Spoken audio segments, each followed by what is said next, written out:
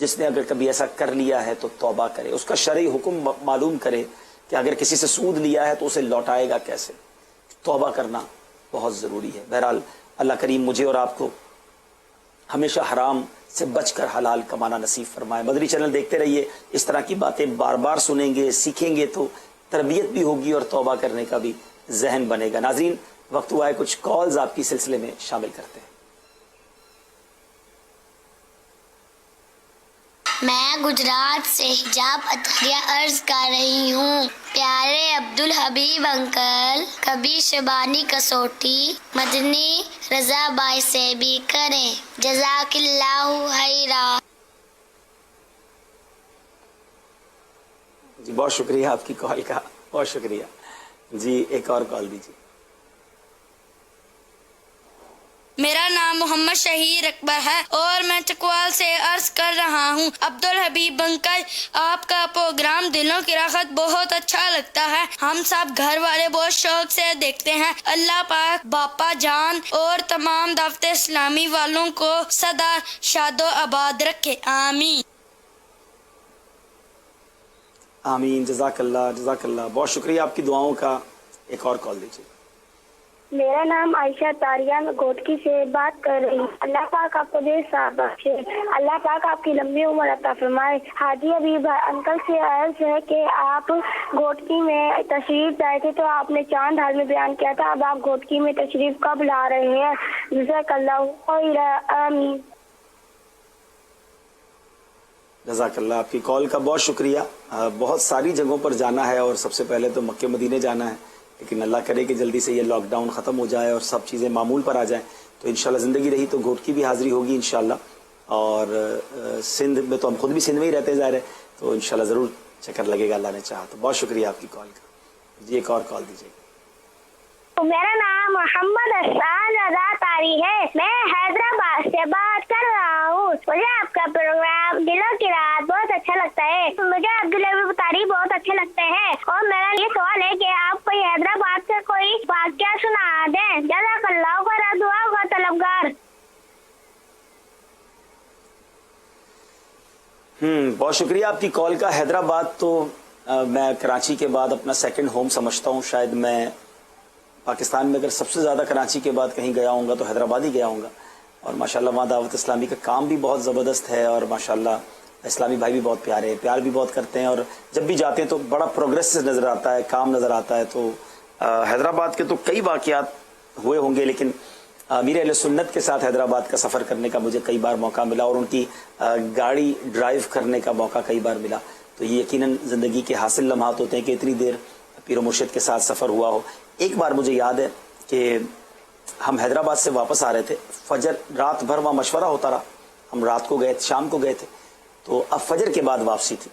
تو امیر اہل سنت کا ایک بڑا پیارا انداز ہوتا تھا کہ جس نے گاڑی چلانی ہوتی تھی نا اسے آرام کروا دیتے تھے کہ آپ آرام کر لیں تاکہ آپ جب گاڑی چلائیں تو نیند نہ آئے۔ تو مجھے کہا آپ آرام کر لیں، لیکن مجھے بھی رات کو نیند آئی نہیں۔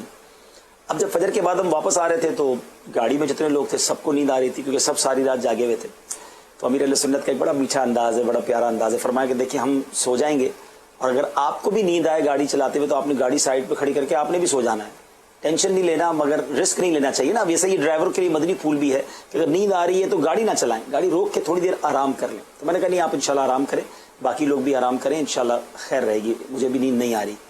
تو بہرحال وہ چھوٹی سی ہلکی سی آواز میں نے ٹیپ پہ نعتیں لگا لی اور حیدرآباد سے الحمدللہ میں کراچی جب دروازے پر پہنچ گئے جہاں پر رہائش گاہ تھی امیر اہل سنت کی، تو پھر میں نے عرض کیا کہ حضور کراچی بھی آ گیا اور گھر بھی آ گیا۔ تو بڑی دعاؤں سے نوازا، بڑی شفقت فرمائی، اور خوش بختی یہ تھی کہ اس گاڑی میں سید عبدالقادر شاہ صاحب باپو شریف بھی تھے، بڑے ہمارے محسن ہیں، اور ان سے بہت کچھ سیکھا، اور آج ان کے عرس کی رات بھی ہے، اللہ پاک ان کو ان کے درجات بلند فرمائے۔ تو یہ دونوں ہستیاں اس وقت گاڑی میں ساتھ تھیں اور مجھے ڈرائیو کرنے کی سعادت ملی، تو وہ زندگی میں کچھ چیزیں کہتے ہیں نا نقش ہو جاتی ہیں، تو وہ لمحات ابھی میں آپ سے بات بھی کر رہا ہوں تو مجھے وہ پورا منظر جو ہے وہ آنکھوں کے سامنے ہے۔ تو بہرحال اللہ پاک ان بزرگوں کا فیضان نصیب فرمائے۔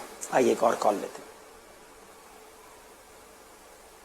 ਤੁਹਾਡਾ ਪ੍ਰੋਗਰਾਮ ਵੇਖ ਕੇ ਦਿਲੋਂ ਦੀ ਰਾਹਤ, ਵਾਕਈ ਦਿਲਾਂ ਨੂੰ ਰਾਹਤ ਮਿਲਦੀ ਹੈ। ਬਹੁਤ ਪਿਆਰਾ ਪ੍ਰੋਗਰਾਮ ਹੈ, ਅਸੀਂ ਸਾਰੇ ਰਲ ਮਿਲ ਕੇ ਬਹਿ ਕੇ ਇੱਥੇ ਵੇਖਦੇ ਆ ਤੁਹਾਡਾ ਪ੍ਰੋਗਰਾਮ, ਬੜਾ ਮਜ਼ਾ ਆਉਂਦਾ ਹੈ ਵੇਖਣ ਦਾ। ਤੇ ਅਬਦੁਲਹਬੀਬ ਭਾਈ ਸਾਨੂੰ ਵੀ ਦੁਆਵਾਂ 'ਚ ਯਾਦ ਰੱਖਿਆ ਕਰੋ, ਤੁਸੀਂ ਮਾਸ਼ਾਅੱਲਾ ਬਹੁਤ ਅੱਛੇ ਲੱਗਦੇ ਹੋ ਸਾਨੂੰ ਸਾਰਿਆਂ ਨੂੰ। ਤੁਹਾਡੀ ਮਿਹਰਬਾਨੀ, ਤੁਹਾਡੀ ਕਾਲ ਦਾ ਬਹੁਤ ਸ਼ੁਕਰੀਆ। ਤੁਸੀਂ ਵੀ ਸਾਨੂੰ ਦੁਆਵਾਂ ਵਿੱਚ ਯਾਦ ਰੱਖਿਆ ਕਰੋ। ਅਸੀਂ ਤੁਹਾਡੇ ਸਾਰੇ ਨਾਲ ਸਾਡੇ ਸਾਰੇ ਵਾਸਤੇ ਦੁਆ ਕਰਦੇ हैं कि अल्लाह सब दी खैर फरमाए, सब सारा दियाँ कारोबार शुरू हो जाए और इसके हलाल में अल्लाह सब दे बरकत डाल दे। अब थोड़ी बहुत मिस्टेक्स पंजाबी की माफ़ कर दीजिएगा इंशाल्लाह। चले जनाब एक और कॉल लेते हैं। मेरा नाम मोहम्मद मुसम्मिल सत्तारी है। मैं समसम नगर हैदराबाद से बात कर रहा हूँ। अब्दुल हबीब अत्तारी, मुझे आपका प्रोग्राम दिलों की राहत बहुत अच्छा लगता है। मुझे आप बहुत अच्छे लगते हैं। आप हमेशा मुस्कुराते रहा करें। अल्लाह पाक आपकी मग़फ़िरत फरमाए और बापा की और हम सबकी मग़फ़िरत फरमाए। आमीन। बहुत शुक्रिया, बहुत शुक्रिया। ऐसी प्यारी प्यारी दुआएं देते रहेंगे तो फिर तो मुस्कुराहट चेहरे पे आ ही जाएगी ना। अल्लाह आपको और खुश रखे, सलामत रखे। आज हैदराबाद वालों की बड़ी कॉल आ रही है जनाब। चलें एक और कॉल दीजिए। मेरा नाम आयशा तारिया है। मैं मुमकिनाबाद से बात कर रही हूँ। प्यारे अब्दुल हबीब भाई, ये बताइए कि आपकी कितनी बेटियां हैं? जी, मेरी एक ही साहबजादी है और 2 बेटे हैं मेरे।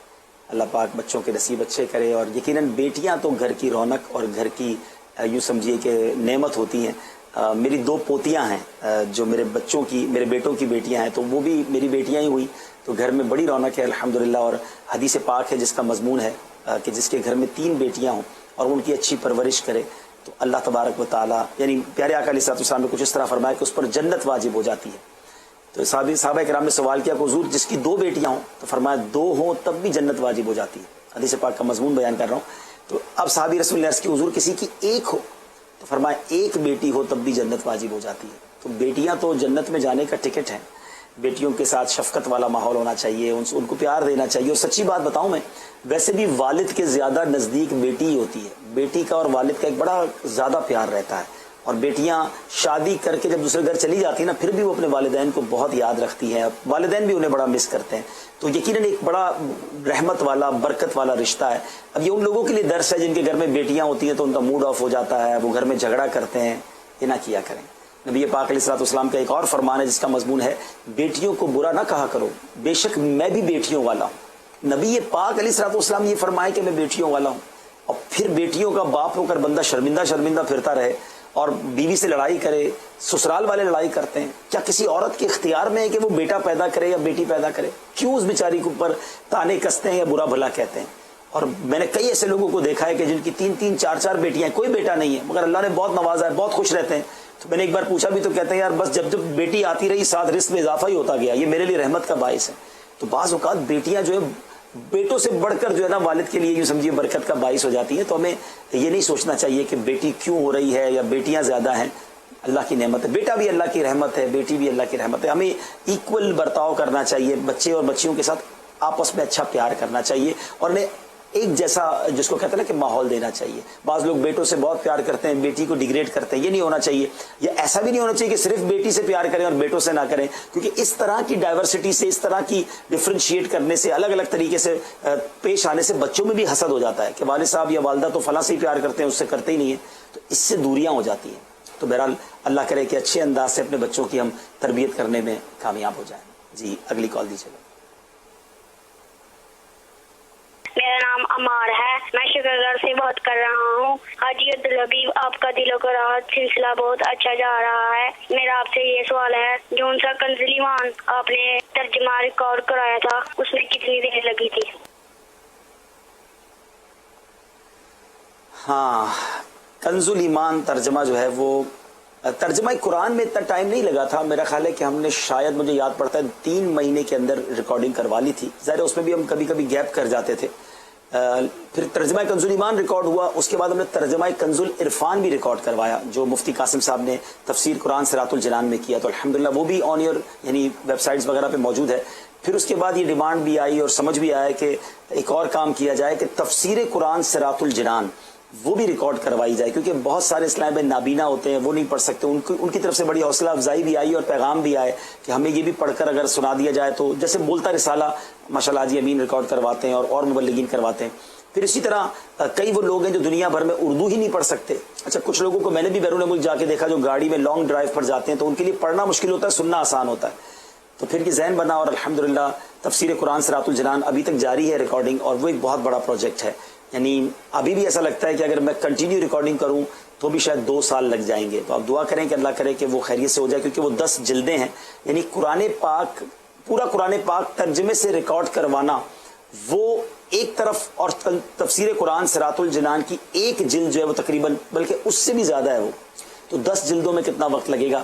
تو الحمدللہ ہم 7ویں پارے تک آلموسٹ ریکارڈنگ پہ پہنچ چکے ہیں، اور اس کے روزانہ کلپ بھی جاری ہو رہے ہیں، 3 آیتیں ترجمہ تفسیر، اور ماشاءاللہ ہزاروں کی تعداد میں عاشقان رسول اس کو سن رہے ہیں. تو آپ بھی سنتے جائیں، اور جو ریکارڈنگ ہوتی جا رہی ہے وہ ہم یوٹیوب چینل پر بھی ڈالتے جا رہے ہیں، سوشل میڈیا پہ بھی ڈالتے جا رہے ہیں. دعوت اسلامی کی ویب سائٹ پر بھی موجود ہے، تو آپ وہاں سرچ کریں گے تفسیر قرآن صراط الجنان آڈیو، تو وہاں سے آپ انشاءاللہ سننا شروع کر دیں گے. ویسے ماہ رمضان کی آمد ہے تو قرآن ترجمہ اور تفسیر کے ساتھ سنیں گے تو انشاءاللہ سمجھنا بہت آسان ہو جائے گا. یہاں میں مشورہ دوں گا کہ بالخصوص آخری پارہ سارے عاشقان رسول ترجمہ اور تفسیر کے ساتھ سن لیں.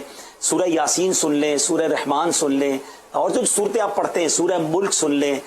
تو اس سے فائدہ یہ ہوگا کہ جب آپ تلاوت قرآن پڑھ رہے ہوں گے، نماز پڑھ رہے ہوں گے یا کر رہے ہوں گے، تو آپ کو سمجھ آ رہا ہوگا کہ یہاں کیا بات ہو رہی ہے، تو اور دل لگے گا اور انشاءاللہ اس کی برکتیں ملیں گی. جزاک اللہ. ایک اور کال دیجیے گا.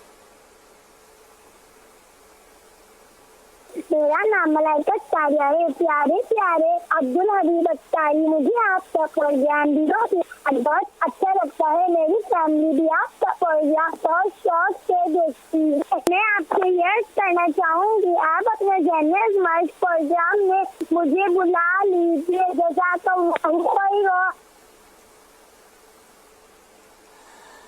اللہ اکبر. ذہنی آزمائش کو بس 1-2 دن ہی رہ گئے. رات 3 بجے روزانہ رات سحری میں ہوا کرے گا ماہ رمضان میں روزانہ، اور ایک نئے انداز سے ہم کرنے کی کوشش کر رہے ہیں. دعا بھی کیجیے گا کہ خیر سے ہو جائے، اور آپ کو بلائیں، آپ کی کال بلا لیں گے. آپ کو بلانے کا تو خیر آسانی نہیں ہے، کیونکہ اس بار ہم پبلک کو نہیں بلا رہے، اور سوشل ڈسٹینس چونکہ رکھنا ہے، اور کچھ اصول و ضوابط ہوتے ہیں. پاکستان گورنمنٹ کی طرف سے بھی ہمیں کچھ اصول و ضوابط بنے، تو ہم لوگ جمع نہیں کر پائیں گے. البتہ چینل پر آپ گھر بیٹھ کر اپنے گھر میں ٹیم بنا لیجئے گا، اور دیکھیے گا کہ آپ کا جواب درست ہے یا جو ہمارے سٹیج پر آتے ہیں ان کا جواب درست ہے. جی میں نے آپ کا جو ویڈیو کلپ مدنی قبروں میں چلایا گیا تھا وہ سن کر ویڈیو گیم کھیلنا چھوڑ دی ہے اور دیکھنا بھی چھوڑ دیا ہے. الحمدللہ. ماشاءاللہ، یہ کمال کیا آپ نے، اپنے ویڈیو گیمز کو ڈیلیٹ کیا اور کھیلنا چھوڑ دیا. اور وہ تمام بچے جنہوں نے چھوڑا ہے، امیر علیہ سنت نے بہت پیاری دعائیں بھی دی ہیں. اچھا، ڈیلیٹ تو کر دیا ہے یا کھیلنا چھوڑ دیا ہے، واپس جانے کا جی چاہ رہا ہوگا، تو آپ نے جانا نہیں ہے. روز مدنی چینل دیکھ کر اپنے اس جس کو کہتے ہیں نا ایمان کو، اپنے اس ارادے کو اور مضبوط کرنا ہے، کیونکہ اب تو رمضان آنا ہے. تو رمضان میں تو ہمیں تلاوت کرنی ہے، عبادت کرنی ہے، یہ غلط کام تھوڑی کرنے ہیں انشاءاللہ. جی اگلی کال دیجیے. میں انس رضا تاری حیدرآباد سے عرض کر رہا ہوں. مجھے آپ کا سلسلہ دلوں کی راحت بہت ہی پیارا لگتا ہے. عبدالحبیب اتاری، مجھے اپنی آواز میں کوئی نعت کا شعر سنا دیجیے. ابھی تو میں نے پوری نعت سنائی ہے. چلیں آپ کی دل جوئی کے لیے اچانک جو شعر ذہن میں آیا ہے، بہت پیارا شعر ہے، اور شاعر کیا خوب بات لکھتے ہیں. بات کیا ہے باد صبا، اتنی کیوں معطر ہے. بات کیا ہے باد صبا، اتنی کیوں معطر ہے. سبز سبز گنبد کو چوم کر چلی ہوگی. سبز سبز گنبد کو چوم کر چلی ہوگی. سوچتا ہوں میں وہ گھڑی، کیا جب گھڑی ہوگی، جب در نبی پر ہم سب کی حاضری ہوگی انشاءاللہ. جی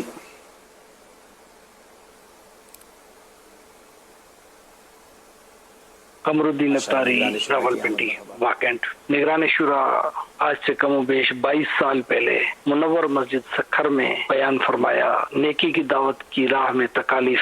अल्हम्दुलिल्लाह बहुत ही रिकत अंगेज बयान था, इस्लामी भाइयों पर रिकत तारी थी। अल्लाह ताला अज़्ज़ व जल हम सबको मदनी माहौल में इस्तिकामत अता फरमाए। आमीन। जज़ाकल्लाह खैरा। पुरानी यादें ताज़ा हो रही हैं, ये दिलों की राहत, अब दिलों की राहत भी रहा प्रोग्राम। और उसके अंदर माजी के झरोखों से एक वर्ड है, ये माजी की खिड़की में झांक कर देखिए, तो कुछ ऐसा ही हुआ है। और कई ऐसे माशाल्लाह हमारे दावत इस्लामी से और वाबस्ता एहले मोहब्बत जिन्हें बहुत पुरानी यादें इनकी